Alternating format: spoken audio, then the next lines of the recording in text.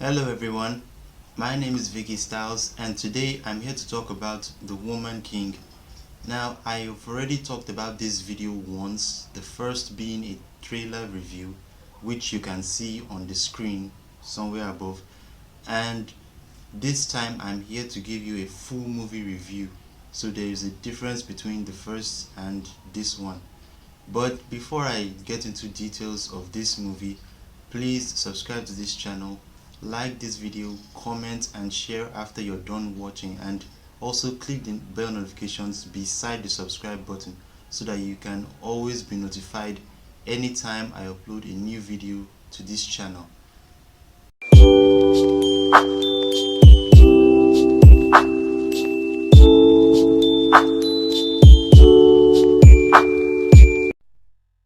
Before I start talking about the movie, it's been 4 years since I first created this channel, and I just want to thank everyone who has been consistently watching and who has been consistently supporting me, even though I wasn't always posting videos throughout the 4 years.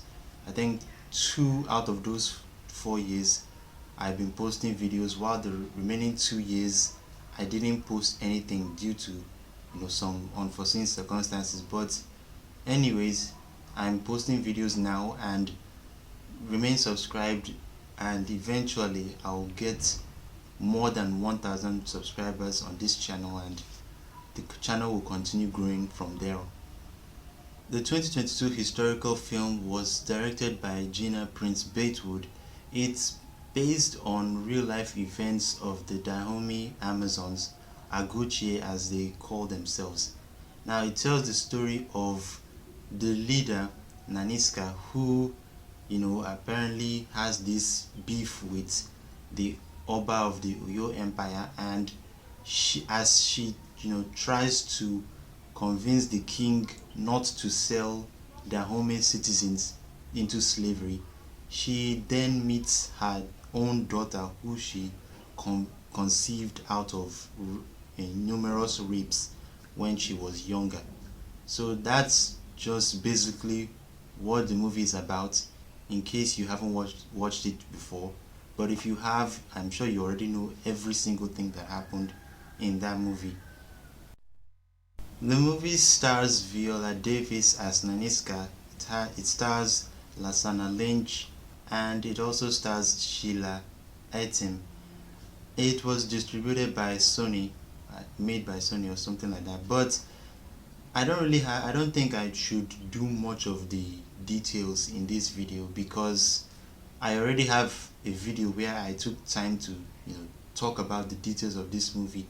It's on the screen, I think, either before now or now. So don't worry, you can go and check out that video if you want more details into this movie.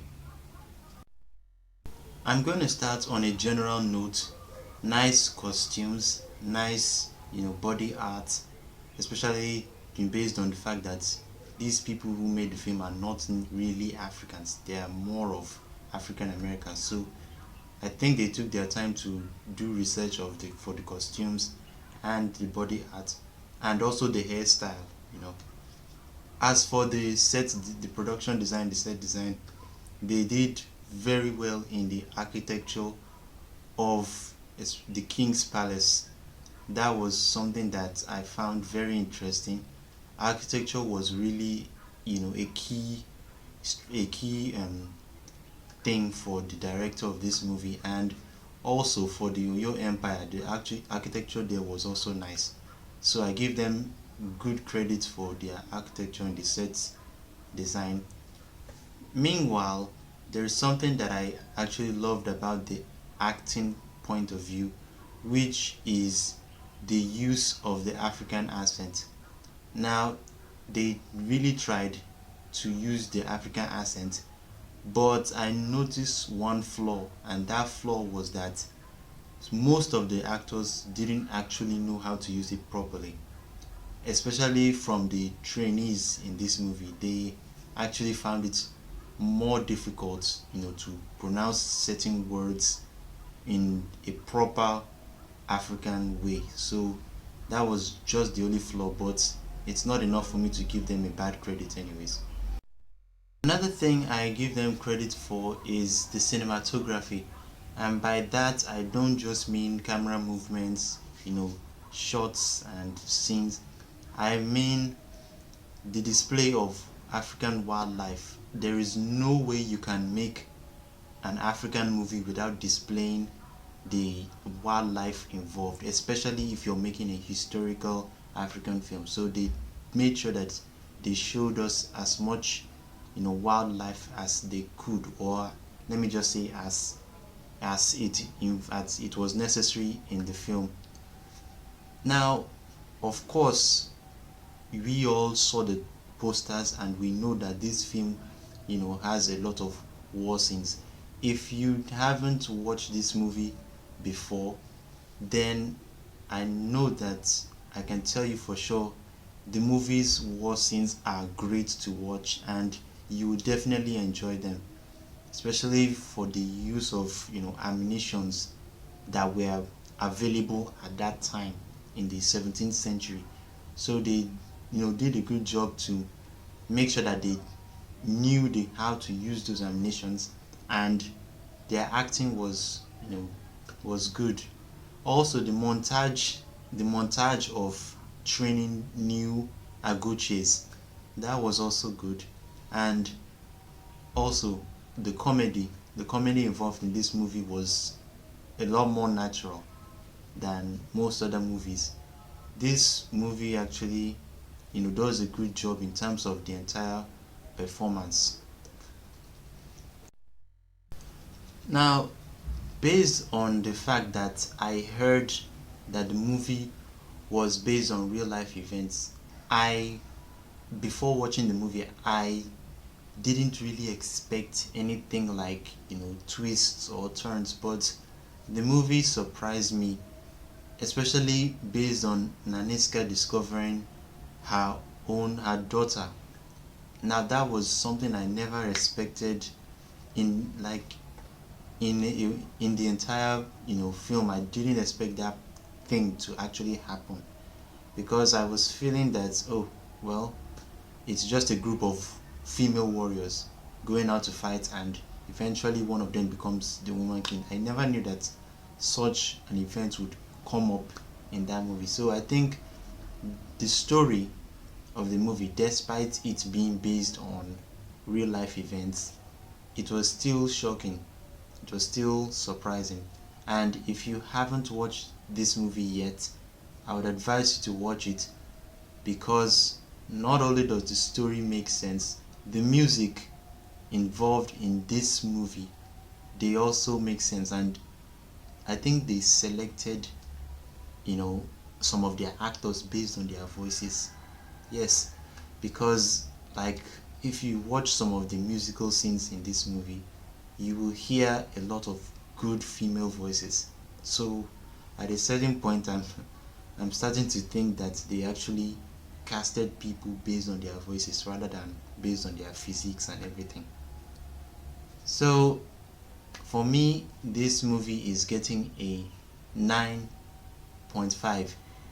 I am not giving it a complete 10 because of the same problem I had with Elesin Oba, and that is, how can in the 17th century, how can two people from totally different countries be communicating in different languages and they understand each other perfectly well without any form of interpretation whatsoever? That was a problem I had with Elesin Oba, and I know that most of you would think that I would just ignore it in this movie because it was made by Americans. No, I'm not that type. I had that problem with Elesin Oba and I'm having that problem here. I don't see it possible that in the 17th century two people can be from different worlds and speaking different languages and understanding each other perfectly well. It's not like it was in the 20th century.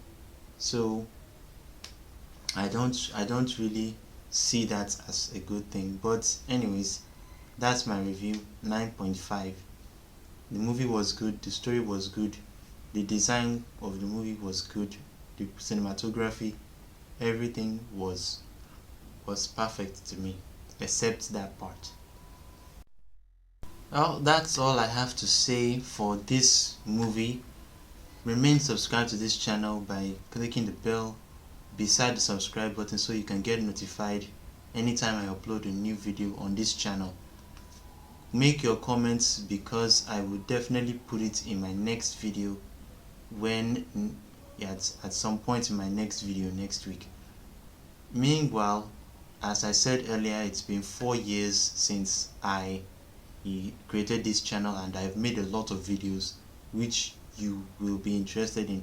So check the description below and check out any of my videos that you want to watch, that have passed, and you just want to see that video, you want to see what I had to say, just check it out in the description. Meanwhile, my other social links are also there in case you want to follow me elsewhere.